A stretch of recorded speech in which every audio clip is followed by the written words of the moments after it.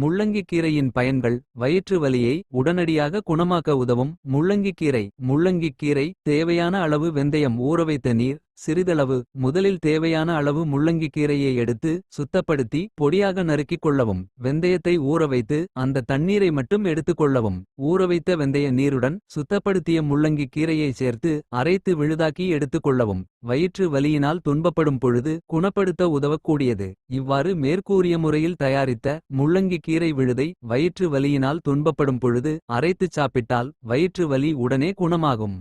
உடல் ஆரோக்கியம் குறித்த இத்தகைய அரிய தகவல்களை தாங்கள் தெரிந்து கொள்வதுடன் மட்டுமல்லாமல். மற்றவர்களுக்கும் தெரியப்படுத்திட இதனை அதிகம் பகிரவும். இயற்கை உணவு மருத்துவ ஆலோசகர். பாரம்பரிய சிகிச்சை சித்த வைத்தியர் சுரேஷ்.